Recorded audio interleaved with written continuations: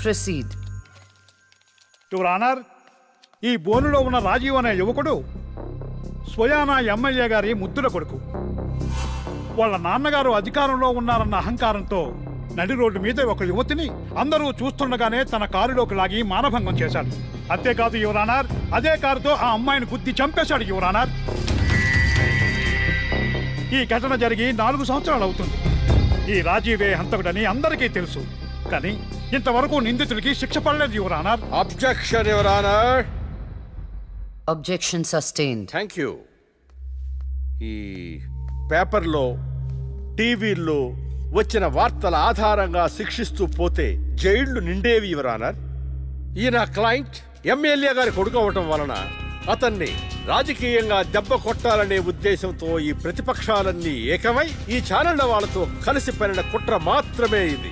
ఈ రాజీవ్కి చనిపోయిన అమ్మాయికి ఎలాంటి సంబంధమూ లేదని తమరికి విన్నవించుకుంటూ అతన్ని నిర్దోషిగా భావిస్తారని ఆశిస్తున్నారు. That's all your honour. Objection your honour. ఇలాంటి వాళ్ళకి శిక్ష పడకపోతే ఎంతో మంది అమ్మాయిలు బలైపోతూనే ఉంటారు. నేను ఇదివరకు ఎన్నో సాక్ష్యాలను కోర్టులో ప్రవేశపెట్టడం జరిగింది యువర్ ఆనర్. దయచేసి మానవతా దృక్పథంతో ఆలోచించి జడ్జిమెంట్ ఇవ్వండి.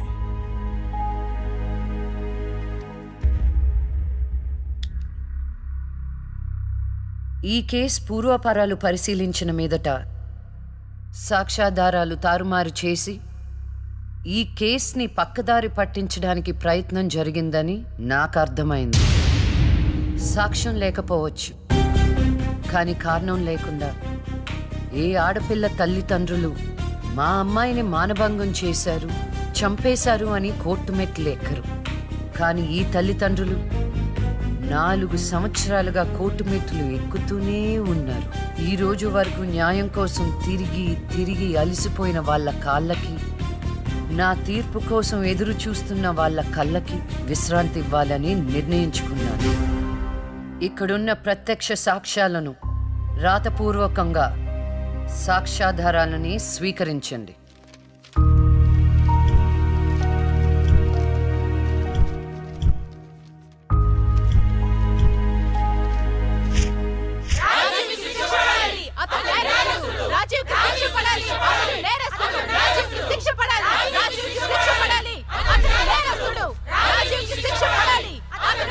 Order, order, order.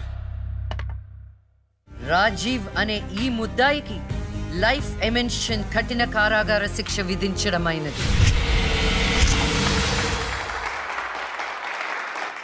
Objection your honour. Objection overruled. The court is అడ్జర్న్డ్.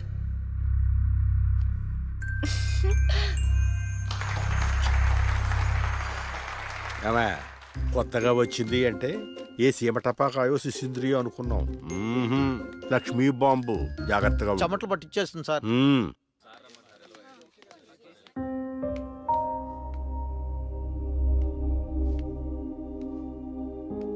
Hello hello, అందరూ ఒకే దగ్గర ఉన్నారు. ఏంటి స్పెషల్? చేపల పులుసు మేడం. తినండి తినండి. మీ అందరికీ ఒక విషయం చెప్పేద్దామని వచ్చాను. ఇక మీదట దొంగ సాక్ష్యాల్ని ఎంకరేజ్ చేయకూడదు, న్యాయంగానే వాదించాలి. ఏమిటి మేడం, ఏం మాట్లాడుతున్నారు? ఇంకెలా మాట్లాడమంటారండి?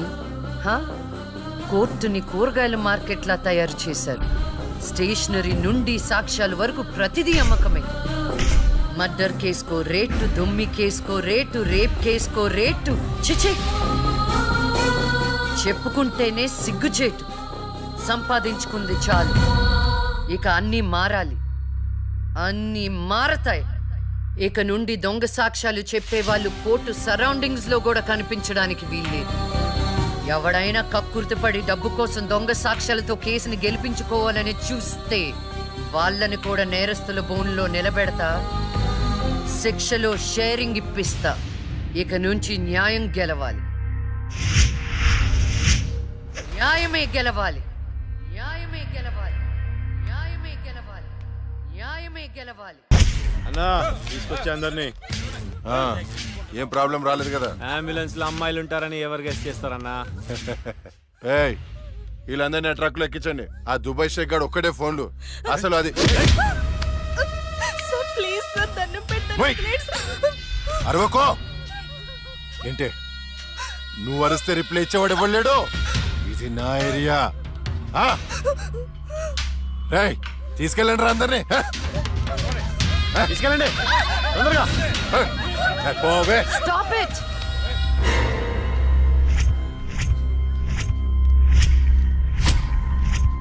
ఇవ్వచ్చువే నువ్వు. అది తర్వాత.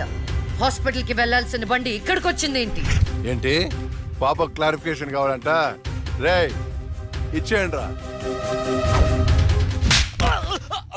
అమ్మాయే కదా అని అలుసుగా చూస్తున్నారేమో. లక్ష్మి, జస్టిస్ లక్ష్మి ఆవేశపడి అటాక్ ను చేశారో ఆక్సిజన్ ఆగిపోద్ది. Arrest him.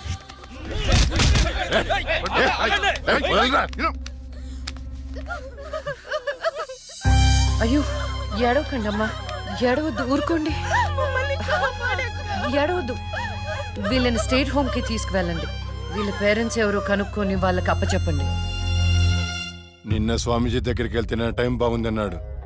ఏంటి ఇలా జరుగుతుంది? అమ్మాయిల అక్రమ రవాణా కేసు మినిమం 10 సంవత్సరాలు శిక్ష పడుతుంది. నిన్ను శిక్ష ఎన్నేళ్లు పడుతుందని అడగట్లేదు, నన్ను శిక్ష నుంచి తప్పించగలవా అని అడుగుతున్నా. తప్పించడానికి అక్కడ ఉంది ఎవరు?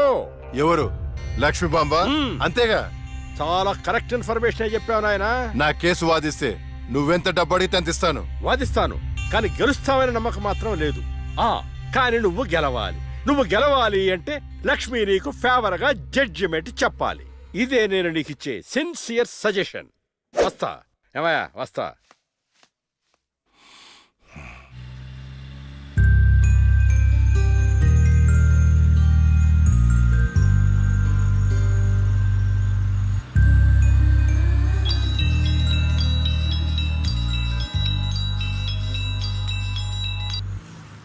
హలో, వైకుంఠాన్ని. నా కేసు విషయంలో పోలీసు నుండి లాయర్ల వరకు అందరూ నా చేతుల్లో లేదు, నా చేతుల్లో లేదని చేతులు ఎత్తేస్తున్నారు. కారణం నువ్వంటే భయం. ఆ భయాన్ని కోరేట్ ఫిక్స్ చేశాను. కోటి రూపాయలు. నువ్వు రేట్ ఫిక్స్ చేసింది వాళ్ళల్లో ఉన్న భయానికి కాదు, నాలో ఉన్న నిజాయితీకి. నువ్వు కోటి పక్కన ఎన్ని సున్నాలు పెట్టినా దాన్ని కొనలేవు. ఏ జడ్జి, ఏయ్, ఏంటే నీ పొగరు?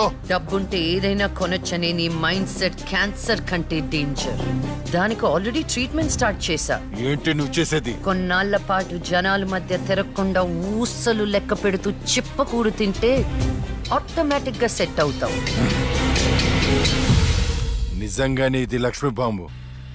అక్క నువ్వు సూపరే. నిజమా? వాడిని బెదర్ కొట్టేశావు. హై ఫై.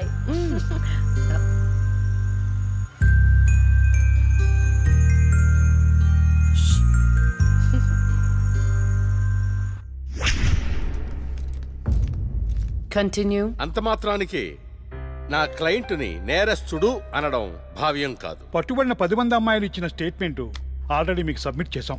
న్యాయాన్ని గెలిపించండి. సాక్ష్యాధారాలన్నీ పరిశీలించిన మీదట వైకుంఠం అనబడే ఈ ముద్దాయికి ఐపీసీ 302 సెక్షన్ ప్రకారం 7 సంవత్సరాల కఠిన కారాగార శిక్ష విధించడమైనది.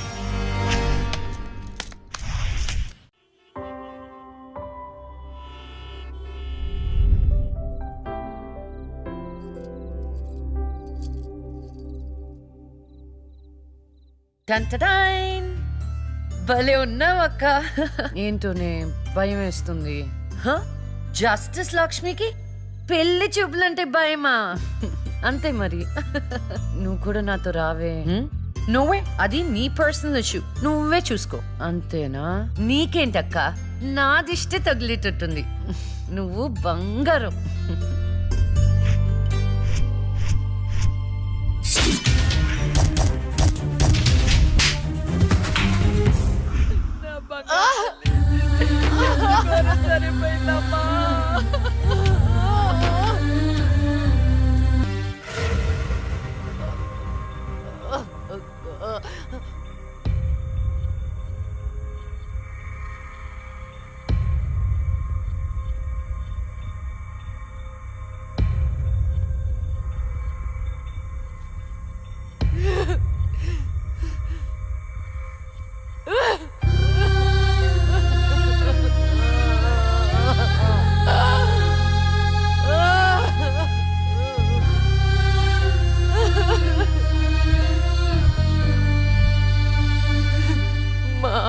పురిటి నొప్పులు అనుభవించినంత సేపు నన్ను ఈ భూమి మీద ఉంచలేదు.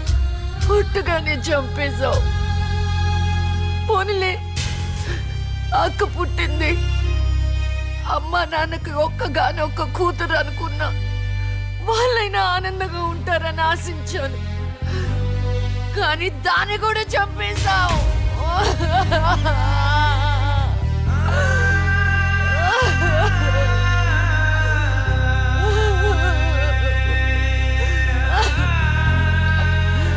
అసలు వాళ్ళు చేసిన తప్పేంటి? అమ్మ రోజు నీకు పూజలు చేస్తూ ఉపవాసాలు ఉండటమా? ఒంటరిగా ఈ వయసులో వాళ్ళు ఎలా బ్రతకాలి?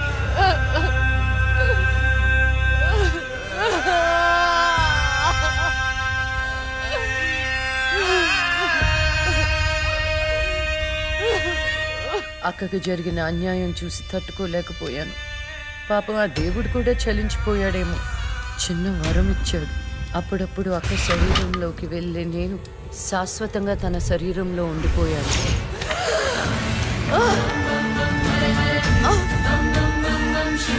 అమ్మా! అమ్మా! అమ్మా లక్ష్మి, నువ్వు బతుకున్నావా? అమ్మా, నా తల్లి బతుకుందా?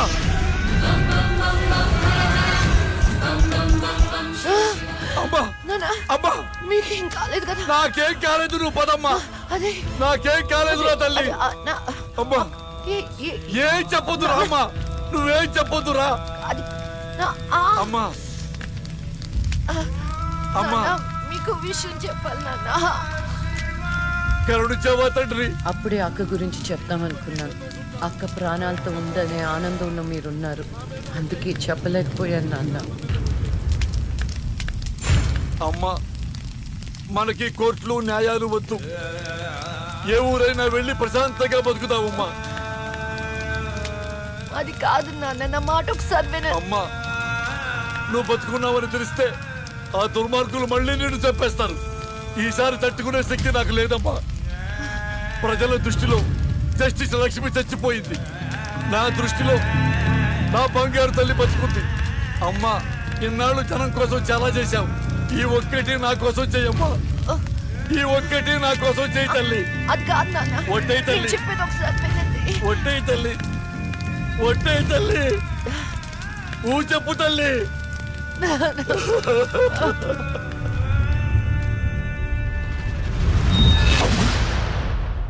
అమ్మా, నాన్న, అమ్మా ఏడవద్దు. అమ్మా ఏడవద్దు. నాన్న ఏడవద్దు నాన్న.